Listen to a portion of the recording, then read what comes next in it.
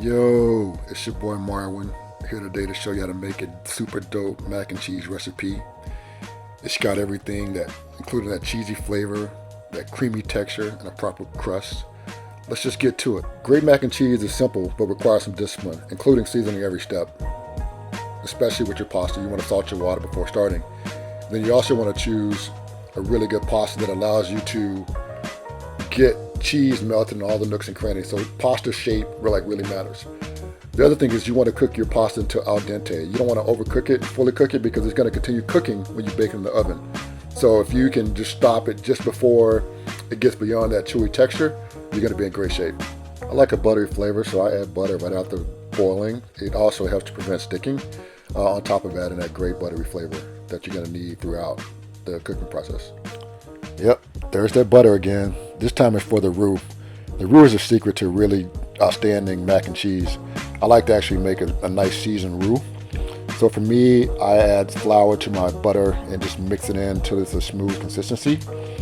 Once I have the consistency that I want, then I'll start thinking about adding some of the spice seasonings to just level up the roux. And so for me, that looks like bay leaves, mustard powder, black pepper, maybe some salt, maybe not, definitely some paprika, and then I go from there. Okay, my roux is tight, so now I can start building the rest of the sauce. I start with the milk, about 2.5 cups, and then add the cream, about 1/2 cup. And allow it to cook at low heat. I don't want to boil this, I don't want to overcook it. Cooking at a low temp allows the flavors from the roux to infuse the cream. And then, it thickens a little bit, and I can start thinking about the cheese. Yeah, we all know that cheese is the critical step. So I have a few rules about the cheese piece that I follow to make sure that I'm on point. One, I start off heat. So the sauce or the roux, that's warm enough. And so you add your cheese, that's more than sufficient enough to melt. I think for me, I limit the number of cheeses to 3. I think 3 is the max. 1 is sufficient. 2 is solid. 3 is pushing it. Anything more than that is overkill. Also make sure that 1 cheese, you have an American sharp cheddar. That's critical, both in terms of flavor and meltability. Then the last thing is shred your own cheese. I'm kind of a stickler for that. If you use shredded cheese or pre-shredded cheese, most of the time they have stabilizers in them, which impact flavor and texture. So bam, just like that, I got that nice, creamy, thick, flavorful sauce ready to go on my mac and cheese. No good mac and cheese goes without a nice, cheesy crust. I make mine by simply combining butter, Panko crumbs, Panko breadcrumbs, and cheese.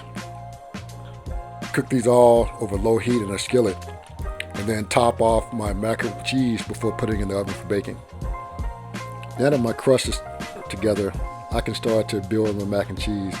So I put all the noodles in a pan, layer in all that saucy cheese goodness, and make sure I have it mixed in really, really well.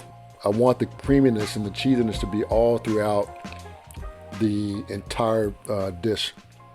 Once I'm done, I'll layer on my crust on top and try to spread out as evenly as I can, but it's okay if it's not. At the end of the day, it doesn't have to be pretty, as long as you have that nice crusty creaminess cheese on the top. Then I bake it in the oven at about 350 degrees for roughly 30 minutes, and I'm good to go.